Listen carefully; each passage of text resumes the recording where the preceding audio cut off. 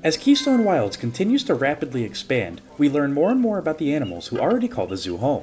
Most zoos typically aren't simple viewing galleries for various uncommon species. They truly do have the power and capacity to shape what we know about the world. Being able to study so many rare species who are quickly vanishing from the wild in a safe, controlled environment does wonders for wildlife conservation globally. Pair this with the inter-zoo communication sharing research between experts, and conservation efforts simply have never been in this state of success before. Keystone Wilds was recently able to add to this effort with some first-hand observation and research from our newly born anteater pup. We've noticed a lot of particular behavior out of him within the first few weeks of his life, especially what seems to be his bottomless pit of energy reserves. Thankfully, his mother Anita has regained all of her health and stamina after giving birth, and is in perfect condition once again. After recently observing and learning so much about juvenile anteaters, the one thing we've yet to figure out is his name. Under the channel community tab, there's going to be a poll live right now where you can vote between 4 options. Of course, all 4 options were chosen straight from the comments left on the last video. His name will be revealed shortly, after we get enough results to make a majority decision, so please don't forget to cast your vote. The anteater pup has been learning a lot from his mother, and it's truly been incredible to witness him learn in real time. Keystone Wilds' first massive win for conservation truly has been a huge morale booster amidst growing financial struggles, and gives us all hope that even more of our species will help us in learning more about the world we live in. Speaking of Keystone financial struggles, things admittedly have gotten a fair bit worse as of late due to our ambitious plans for our next expansion. Several key members of staff have even willingly offered to take pay cuts to help the zoo get into a position to open. Their dedication truly is to be admired. However, we instead took a small loan from the bank. Our overspending is not to be paid off by our hardworking employees. But the question does remain, what exactly did we go over budget on? Today, Keystone Wilds is proud to begin our latest expansion, and first heavily themed area of the zoo. Join us on a journey to the equator as we begin to tackle Africa. Compared to what we've built so far, Africa's going to be an absolutely massive and game-breaking expansion. You know this is the case when we get our own music made. Huge shout out to Bacon Bit Builder. If you like the tracks, check him out. He builds great zoos too. The bridge to the new area is already complete and heavily themed, but we're now left with the vast and untouched land to develop and terraform, not too unlike the start of Keystone Wilds in general. The motivation to complete this as efficiently as possible is that once Africa is finished, Keystone Wilds will finally be ready to open to the public. People from all over have been eagerly awaiting this day, and now that there's a rough timeline in place, the excitement is likely to skyrocket. The hype building around Keystone Wilds is already starting to expand further and faster than predicted by our forecast. Views of our habitat webcam streams are increasing daily, and people are eager to get to see our residents face to face. Sales on the Keystone Wilds virtual store are also rapidly increasing in preparation for the grand opening of the zoo.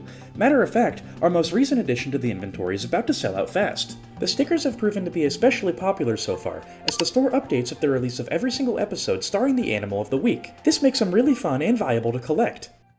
In case you missed the last episode, we built a brand new habitat for the white-faced Saki, the second primate to call Keystone Wilds home. Their habitat is rather intricate and especially interactive, filled to the brim with climbing equipment and other enrichment items for them to enjoy.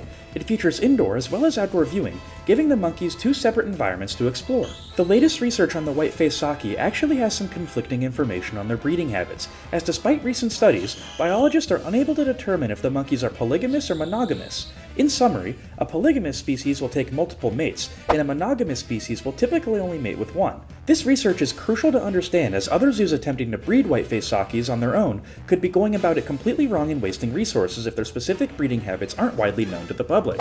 For this exact reason, we have 3 white-faced Saki at Keystone Wilds, 1 male and 2 female. Meet Mango, Papaya,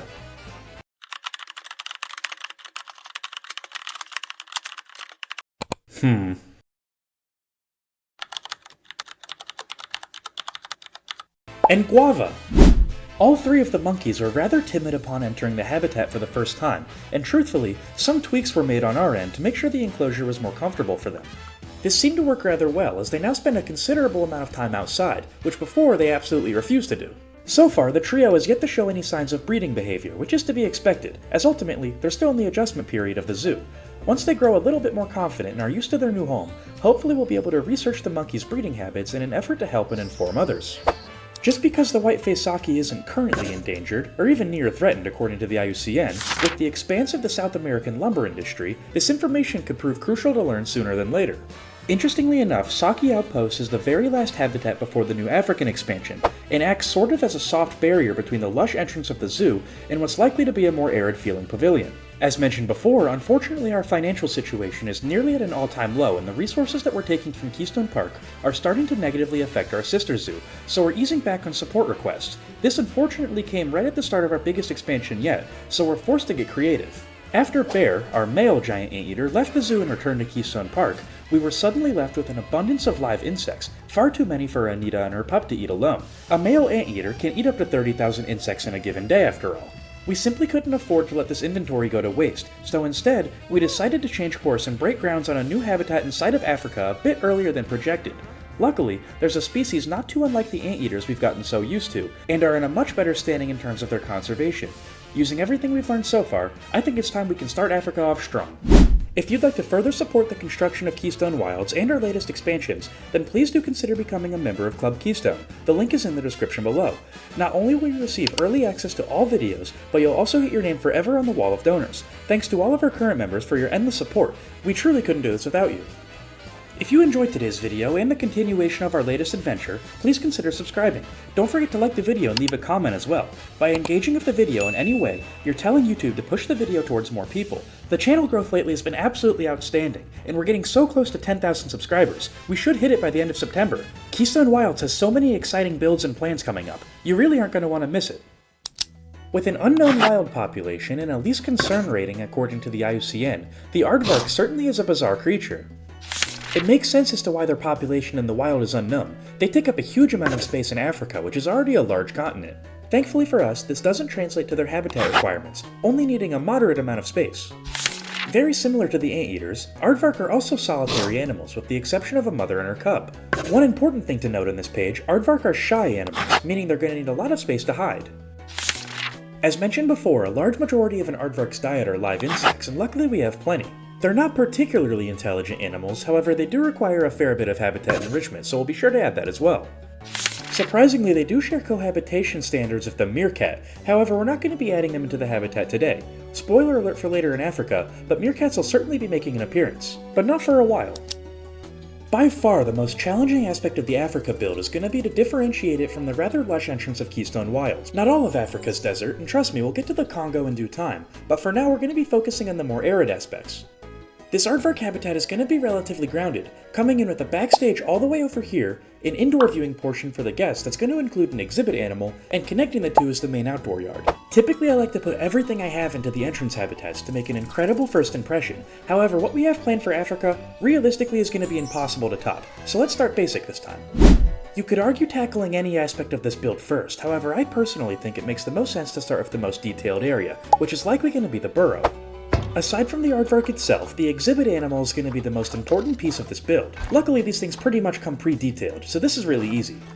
While looking at our options for different exhibit animals, I was surprised to see that not a whole lot of them come from Africa. However, there was one that certainly made more sense than the others. Aardvark obviously have a heavy correlation of insects, so the sacred scarab beetle is going to be the perfect animal to include, despite them not actually having any overlapping territory of the aardvark in the wild. Upon placing the bugs in the terrarium, I was left with a pretty accurate model of how I want the rest of the habitat to look, barring the giant pile of shirts using the link in the description below. When playing in sandbox mode with research turned off, there's absolutely no reason not to fully deck out your enclosures. You might as well do the temperature and the humidity now too before you forget. Lastly, I'm also a big fan of using the pre-built 3D facades. They look quite nice as they're specifically designed for these enclosures.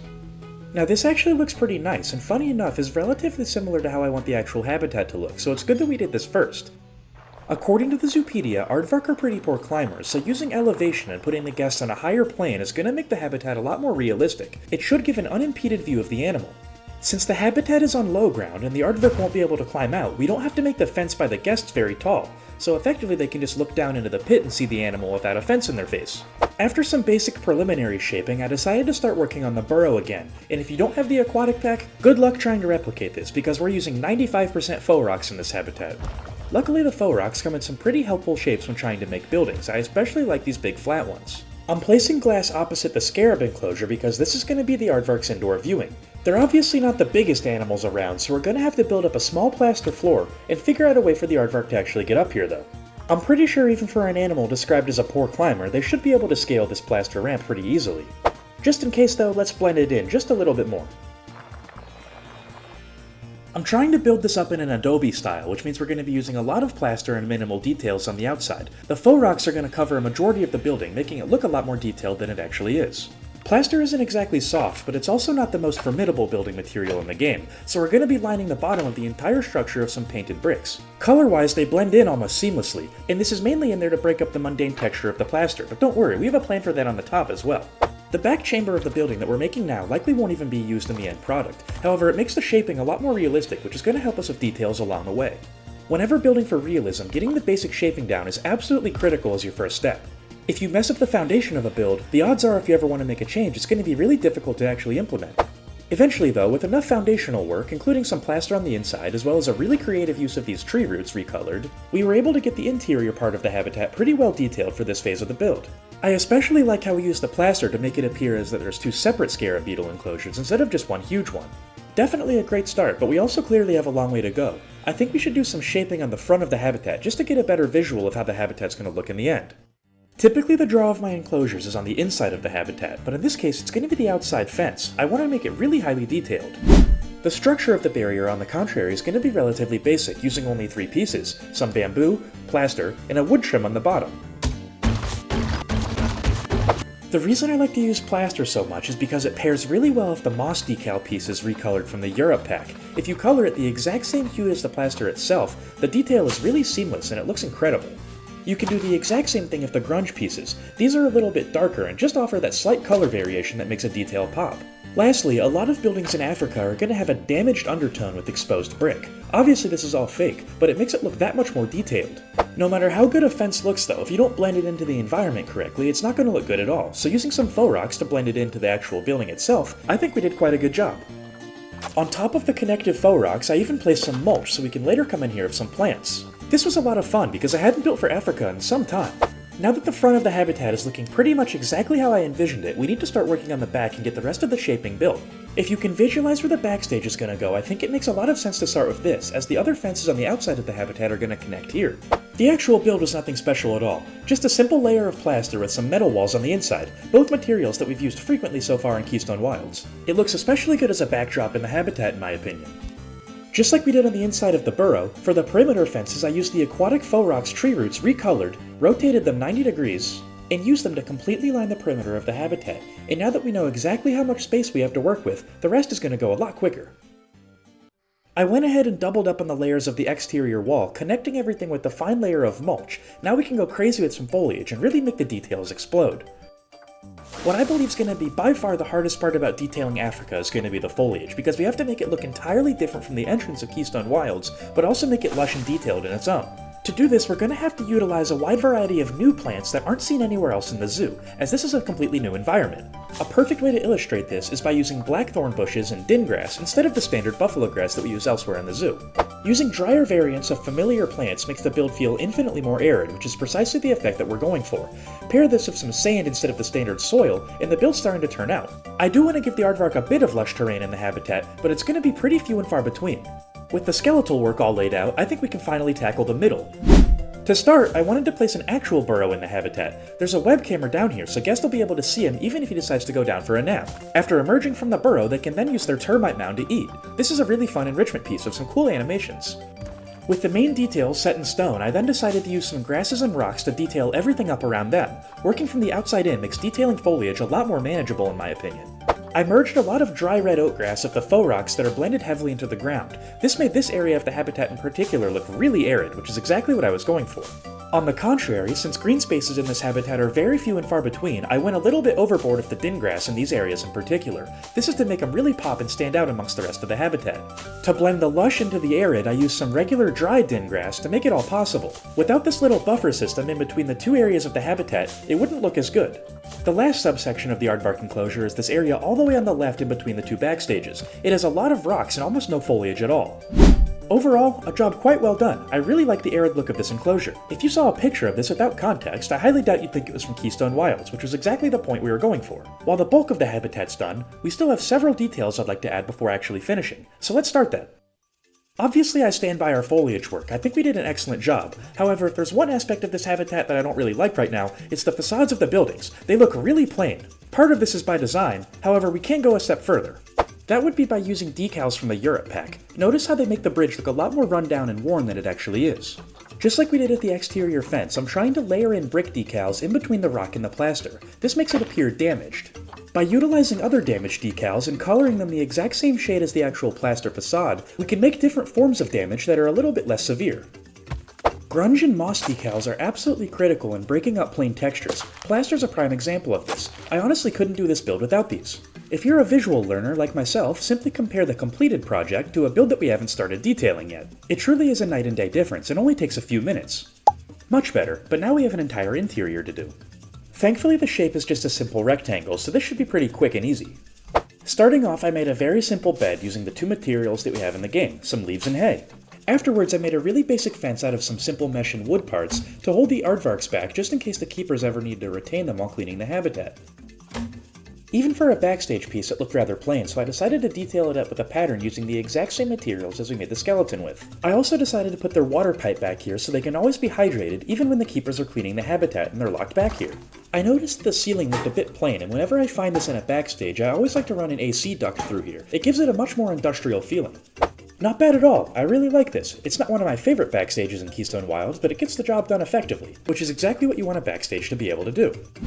I would say the inside of the habitat is totally complete, and I really like the end product. However, the guest viewing is a bit in the sun, so let's add some shade and final details.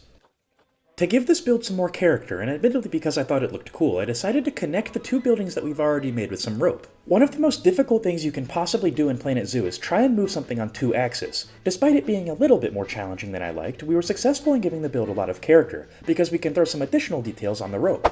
Aside from the foliage and the structures themselves, I wanted to give this build a little bit more African flair and design. I decided to use these authentic disc pieces to start. Small details like these really do help bring your build to life. Circling over to guest comfort, I decided to mess around with some color schemes on some African benches. Typically I'll use the more grounded and realistic variants, but I felt these were appropriate in this section. Behind the benches, I built up another retaining wall out of the faux rocks, effectively expanding the burrow build. I then used several of these New World architecture beams colored in arid tan, and made a simple overhang for the guests to have shade while they view the aardvarks. It was a surprisingly simple build, only utilizing two separate pieces reused a bunch of times, but I really do think it ties the entire habitat together. Once the shade was in place, we were able to rotate some of these arch faux rocks 90 degrees to make room for some mulch. Obviously planting the mulch is going to allow us to place a variety of plants here, which is going to break up the sightline and mean that you have to actually come to the exhibit to see the aardvark. If you recall from the Zoopedia, the aardvark is classified as a shy species in the game, so the less guests that can see them at once, the better they're going to behave. This doesn't look like Keystone Wilds at all. I think we did a standout job. The habitat definitely looks run down in certain areas, but that was by design. This build certainly made me a lot more excited to build for Africa than I previously was before, and before I was still really excited. Trust me when I say this is probably going to be one of the more boring habitats in Africa. Sometimes the more basic habitats, though, turn out to be the best. I know our sacred scarab beetles are certainly enjoying their pile of dung. I wonder if the aardvarks will like their habitat. Luckily, I don't think that's a question we're going to have to wait very long to find the answer to, as they're on their way right now. Let's prepare for their arrival.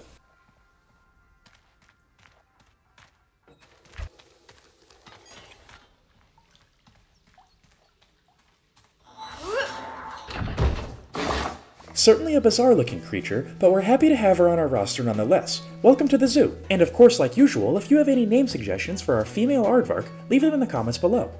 The size of the aardvark turned out absolutely perfect at the scale of the habitat. Guests are going to have a perfect view no matter where she goes, unless of course she decides to hide into the burrow of the backstage. Even down there, however, we certainly have adequate coverage, and the aardvark doesn't know. It's absolutely a win-win scenario for every party involved. The aardvark gets to be comfortable and the guests get to be entertained. She spent the first several hours exploring and simply getting used to her new home. Unlike most of our species, she seemed to be rather confident right away. Based on initial observations, it seems like her favorite part of the habitat by far is her scratching post. Despite in the past not having worked with a single African species, aardvark are described in the zoo community as a very beginner-friendly animal, so our head keeper was able to adjust accordingly and bond very quickly with our newest member to the zoo. He won't say it out loud, but his body language says he's very excited for Africa. Our aardvark certainly approved of his work as well. Despite not eating nearly as much as giant anteaters, that's still a heavy workload to be done on taking care of them. Unfortunately, I do think that's where today's episode is going to have to come to an end. I really enjoyed it, but we have a ton of work to do off screen to prepare for Africa. Spoiler alert, things are going to get really hectic really quickly. If you think you know what species are going to be added to Keystone Wilds in the future, let me know in the comments below. Don't forget to like and subscribe while you're down there as well, and also leave a name suggestion for our female aardvark. I really hope you guys enjoyed today, but until next time, Kingpin out. See you then.